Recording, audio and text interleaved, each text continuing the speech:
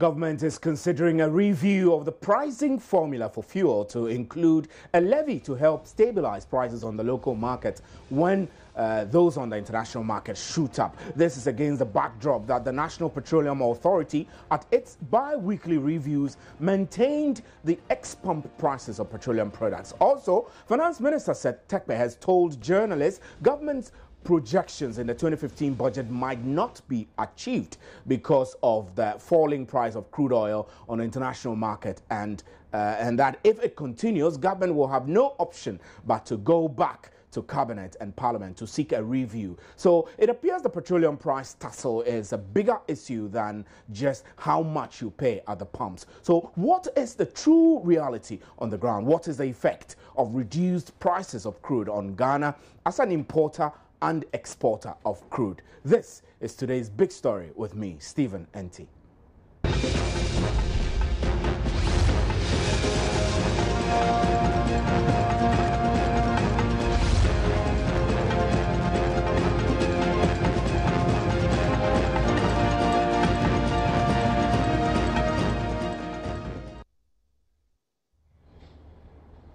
Contrary to calls for fuel prices to be reduced locally, the National Petroleum Authority at its bi-weekly reviews kept the prices same. The authority cites debts owed the bulk oil distribution companies as reason for maintaining these prices, which will be reviewed again in a fortnight. The price of Brent has fallen to a near 6-year low at $45.19. The NPA at the beginning of the year reduced the ex-pump prices by 10% and said the decision was a balanced position of continuous, quote, effort to reduce outstanding under recovery. So two things have happened here. One, the finance minister says there is likely to be a review of the pricing formula to make provision for a mitigation fund, the same fund that the president suggested a few days ago. This might actually lead to extra taxes on petroleum products. And two, projections in the 2015 budget might need to be reviewed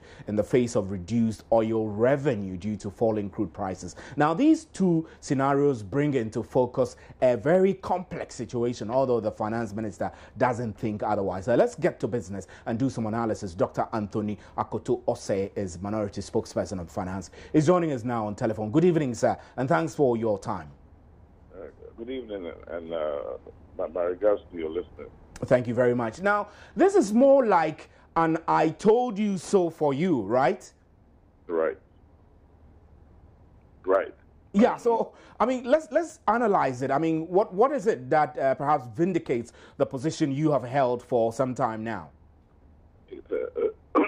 Thank you very much. You know, the issue of a review of the formula for pricing of petroleum is something that should have been done much earlier. As we speak, the NPA is in violation of the law. The president cannot direct that prices be reduced or increased.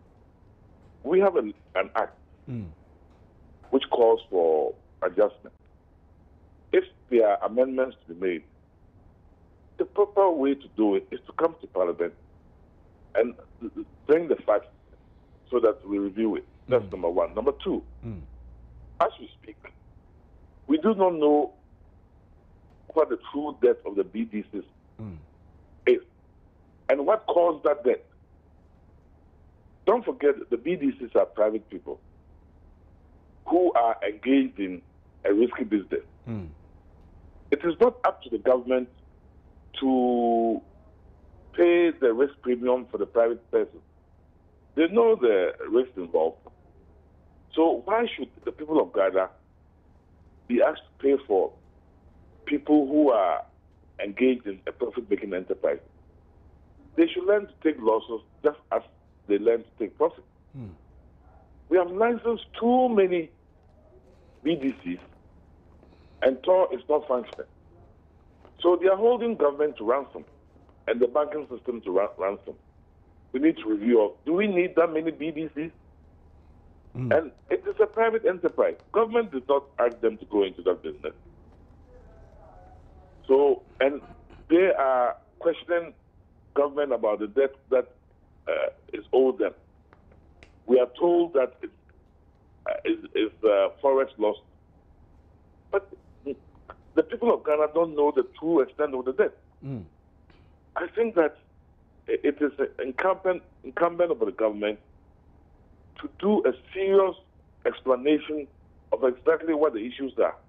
Maybe if they do it properly, people will understand. But this arbitrariness in that NPA has decided not to review it, it is contrary to the law. And I think the sooner they stop this business of bad governance, the better. The better. We're trying to get onto the telephone lines to get in the pricing formula. Let me give you an example of. In the pricing formula, there's an exploration levy. That levy used to go to GMPT when we did not export oil in commercial quantity. As I speak, we are giving GMPT money from oil revenues. Why is there still the exploration levy? Where is that money, and who has been using that money? That exploration levy ought to be taken off. That in itself will bring prices down. I see. Who has been spending? See, there's a lot of explanation that MPA owes Ghanaians. And this business about we have decided, I think Ghanaians, somebody ought to take them to court so that the full story is told. Because this is not how you run a government. Right. If we have a problem, let us appreciate it and let us go through the proper channels, through amendments of the law and so forth and so on. This talk about a mitigation levy. It is not known to Parliament. Doctor, I'll have you hold briefly. We're being joined on the other telephone line, Dr. Mohammed Amin Adam, Executive Director of Africa Center for Energy Policy, is joining us. So, Dr. Akotose, we'll hold you and we'll do the discussion together. So, Dr. Amin Adam, good evening and thanks for your time. Yeah, good evening, and good evening to Dr. Akotose. So, let me ask you, do you see a problem long term? I mean, if the crude prices go to the $40 mark and stay there for about 3 years? Yeah, are you talking in terms of its effect on petroleum product pricing? Yes, and then on Ghana as well, on the economy generally. Yeah, I think that on the economy, yes, because if you look at the projections for petroleum revenues for 2015, the projections were based on a benchmark crude oil price of $99 per barrel. And this is our own benchmark, crude oil price, which is determined through a 7-year moving average prices of crude oil. And so that gave us $99 per barrel. And so based on the projected level of production of oil, we were projected to receive $1.2 billion That's for right. 2015. That would mean that GMPC will be allocated $205 million. The budget will receive $722 million. Yes. The Ghana Heritage Fund will receive $93 million, and the Stabilization Fund will receive $270 million. However, if crude oil prices, the average for the year, turns out to be $70, the figures will change entirely. Because we will then be receiving $956 million, yes, in total revenues of oil. 205 will go to GMPC. We can still give the budget the 722. But what will go to the Heritage Fund and the Stabilization Fund will decrease significantly. Will decrease, and then the so law is such that So what you're in effect saying is that the review of the projections in the 2015 budget is necessary. I mean, looking at the trend that the global oil prices are going.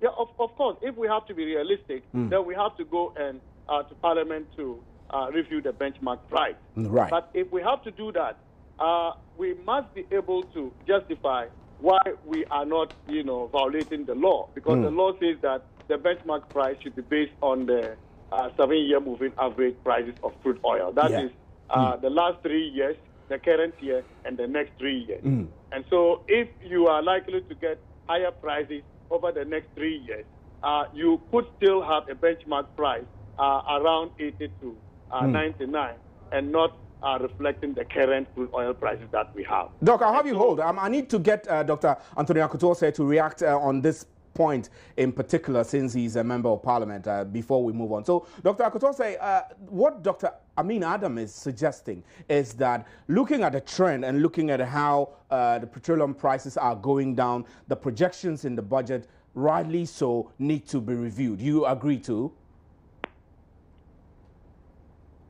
We ought to do properly is to re-estimate the benchmark price.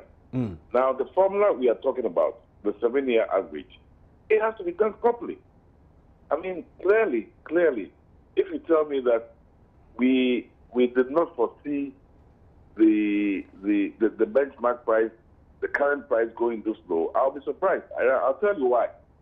The Chinese company, Unipec, that is lifting our oil.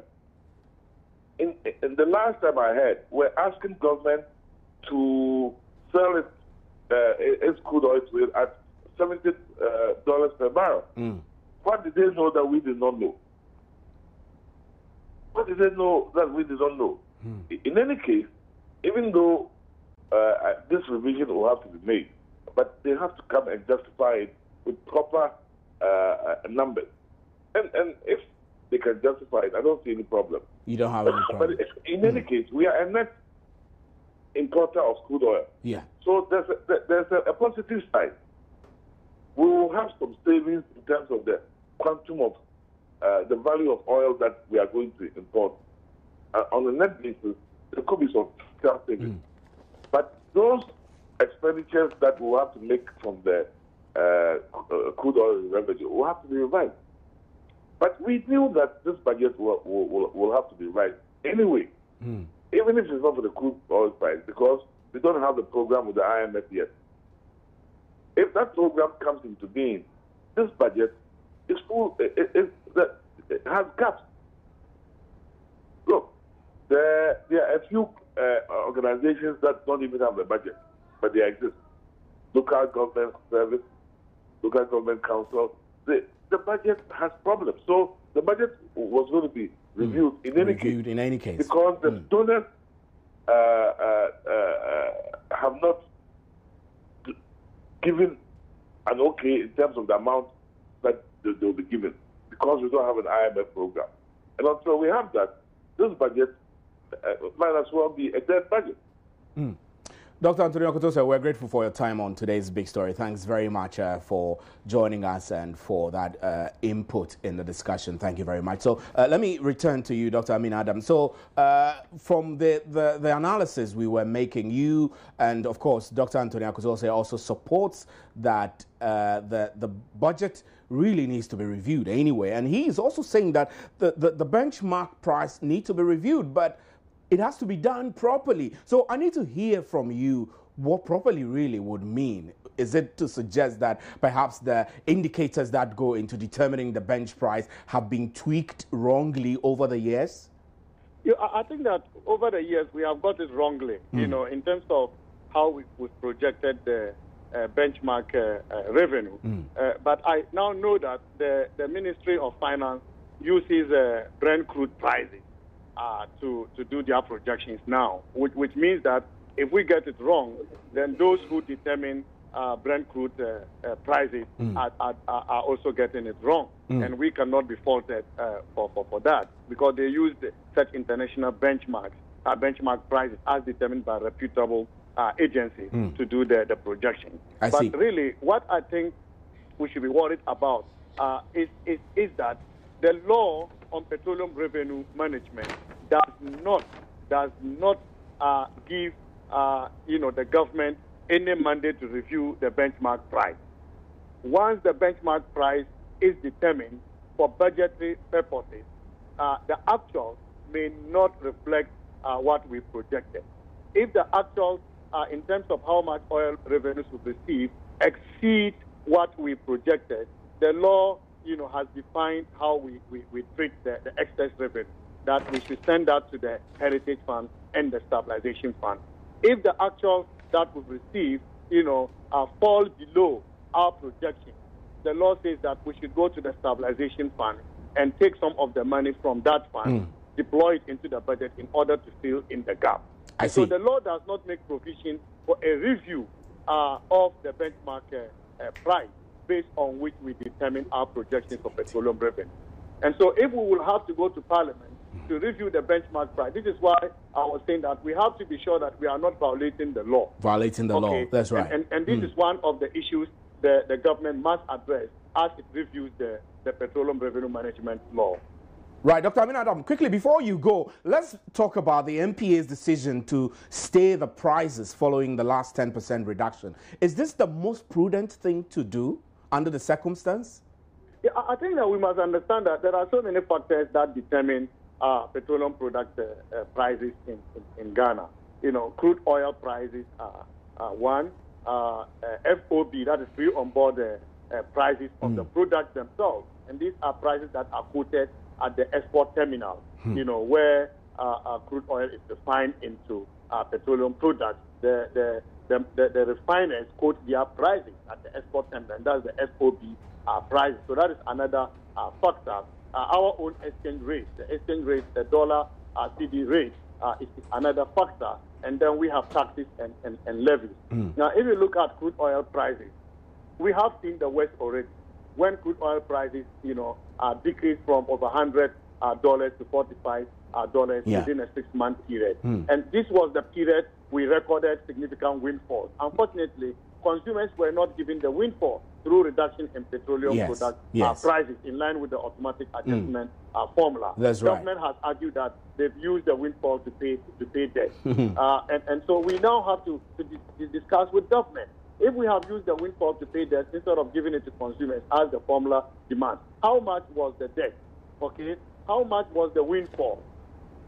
Of the windfall that has been used in the payment of the debt, how much was left? Exactly. And therefore, are we in the position to now give the balance, which is left of the windfall, to consumers through our price reduction? Government is not coming forth with that. MPA is not coming forth with that. But if you look at the current decision MPA has taken, I believe it is not, taken based on the windfalls that we got. It is taken based on the month-on-month, changes in crude oil prices as well as the FOB prices. In which case they may be right. Because the month-on-month changes in crude oil prices is about 5% since the end of December. Okay, and FOB prices month-on-month changes have actually been lower than 5%. And so to the effect that the month-on-month price changes are not that significant, that may be the reason MPA did not decrease the price further. Because we know that they do their price changes bi-weekly. And so if they're using the month-on-month, they may be justified why the prices are not reduced. However, if they have to take the windfall that we recorded, especially the balance, which was not used to pay the debt to the BDC, then I expect a reduction in the prices of petroleum products. Right. Dr. Amin Adam, we're grateful for your time on today's Big Story. Thanks very much. Dr. Amin Adam is the Executive Director of the African Center for Energy Policy, ASAP. We're also joined on the other line by Kojo Poku, who is an energy expert. Good evening, sir. And how are you? I'm fine, thank you. Now, let's quickly discuss this mitigation fund and the finance minister suggesting that the pricing formula might be reviewed to perhaps draw in revenue for this fund. This means extra tax, right? Yes, what it means is that governments want to put more taxes on fuel. And as it is already, there's already over 60% tax element to our prices that we are paying. So what is going to happen is that you're going to have an extra tax being put by government, and I don't know what name government want to call it. What it is extra tax to the Ghanaian people. Let me give you some figures, what I have compiled this afternoon. If you look at the prices of crude oil has now gone down to about $45 today. That's right. At present in the U.S., they are paying $2.08 per gallon. Per gallon. When the crude oil in June was $115, in the U.S. they were paying $3.69 per gallon. Now, there's been a decrease in the month-on-month, as the gentleman was saying. Even if you're using a month-on-month, the month-on-month in the U.S., there's been a decrease of 43% from the high in last year, June, till today. Now, what decrease are we seeing in Ghana? And we all buy crude from the same market. That's right. Only 10%. So if the government is saying that they want to now come and add an extra tax, all the government wants to do is that the windfall which is supposed to come to you and I, government wants to basically take that money for its agenda. And I don't see why Ghanaians have been made to pay all the high prices when crude went to 145 during the earlier administrations and we were asked to pay more. That's right. We never enjoyed any reduction. So why can't the Ghanaians be made to basically have a relief? Kodebogu, let me quickly hold you. I know that you just joined us, but I'm also joined on the other telephone line by Senor Hossi, who is the Chief Executive Officer of the Bulk Oil Distribution Company. Good evening, sir. Yeah, good evening. Now, so what really should the argument be?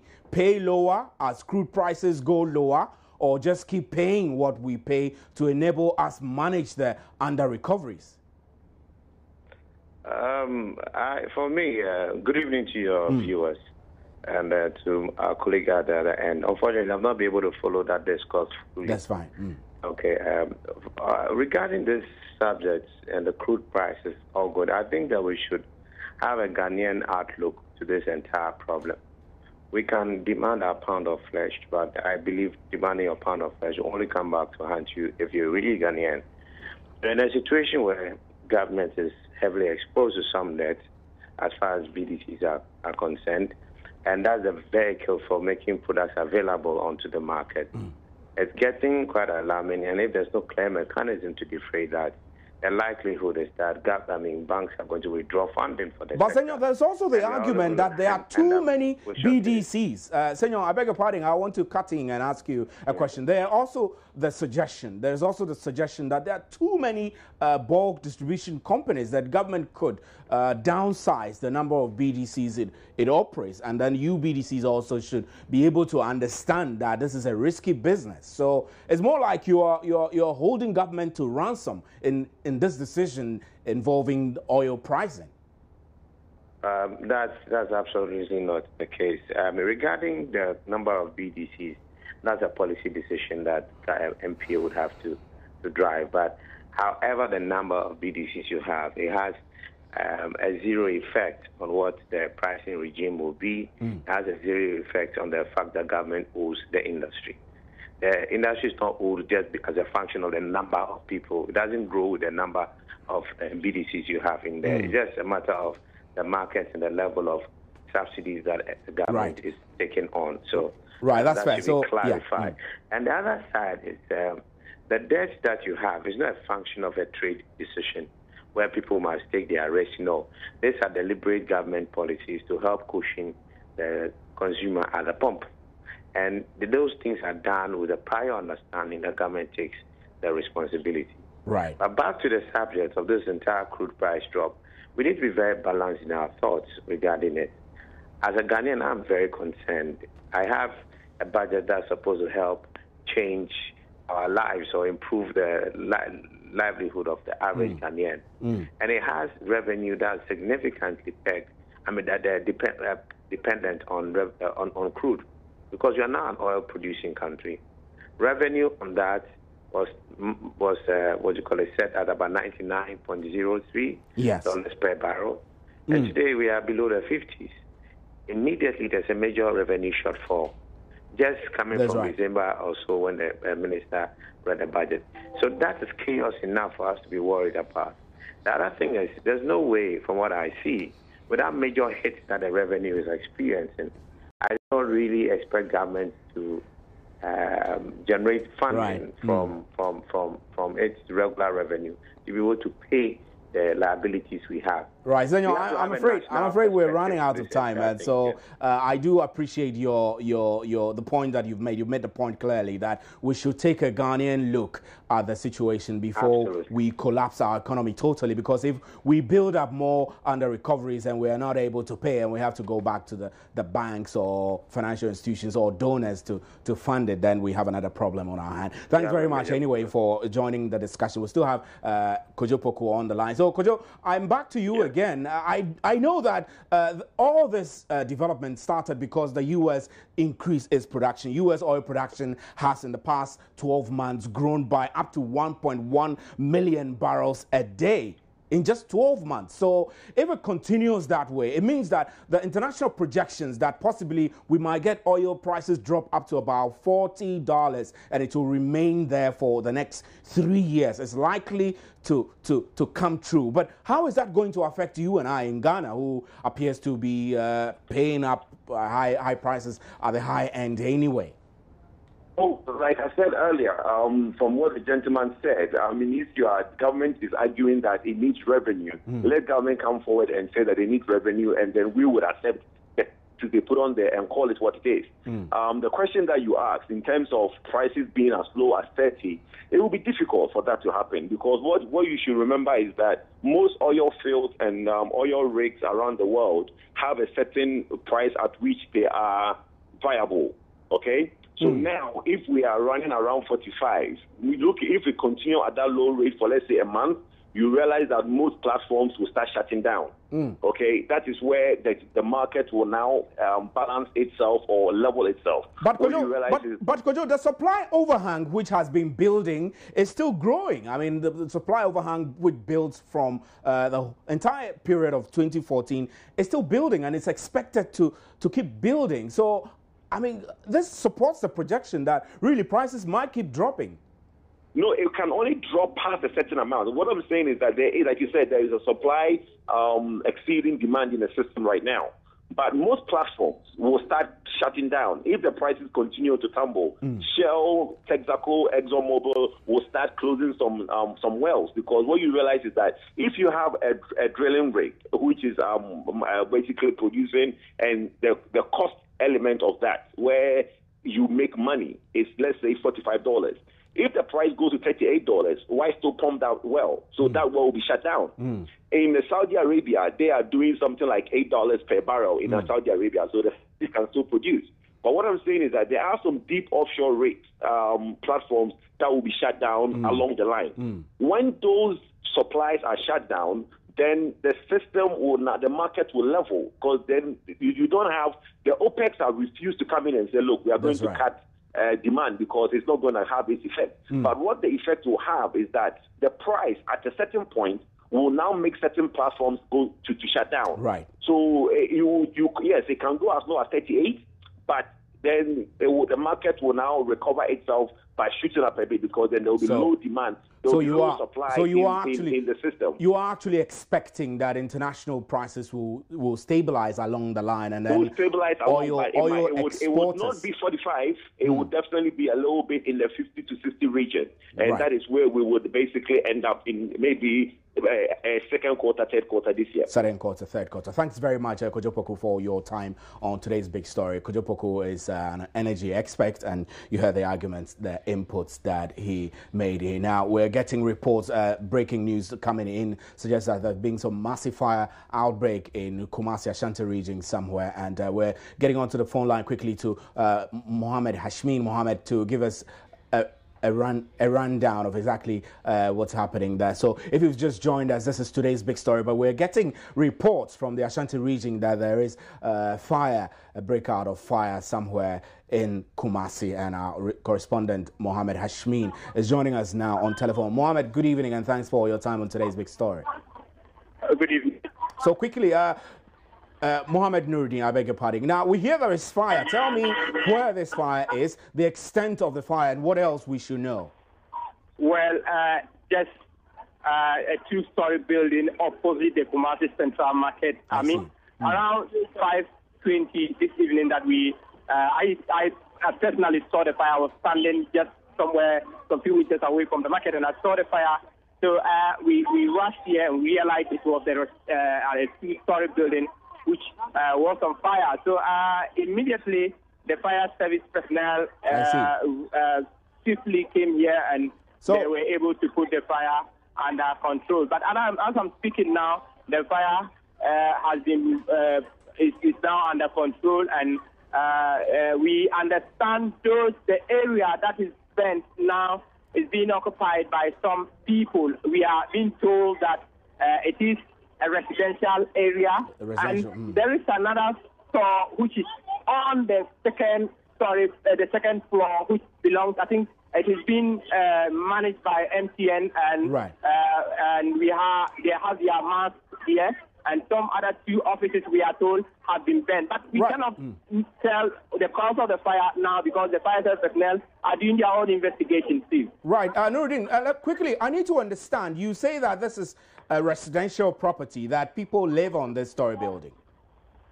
Yeah, Steve, what I mean that the story, the last floor, which is the second floor, is being occupied by people. That is what we have been told. Because apart from that, this is a commercial building, right? It contains shops and what have you. The first floor is, it's operated by individual businessmen. Right. And so for the second one, people are there. That's what we've been told. We are here to confirm actually whether it is being occupied by, it is being used as a residential area or it's being occupied by individual businessmen. But for now, that is the information we had. And earlier, I spoke to one of the residents here, and he is claiming that it could be caused by gas. That is what he's claiming. Right, Nuruddin, we might have to stop the speculation now until we get official confirmation from the fire service as to exactly what happened, because residents might speculate and their speculation might be wrong. Thanks very much, Nuruddin, for your time. Nuruddin is bringing us up to date with fire situation opposite the Kumasi Central Market, where we're told a two-story building is in flames. Part of the building is occupied by people and part by shop owners, people who have shops and properties worth several thousands have been destroyed. We're yet to get final details of that, and we'll bring you up to date with that one. We will cover this in detail on our subsequent bulletins. My name is Stephen Ante. That's where we'll draw the curtains down for today's big story. We'll be right back with an interactive segment. Do stay.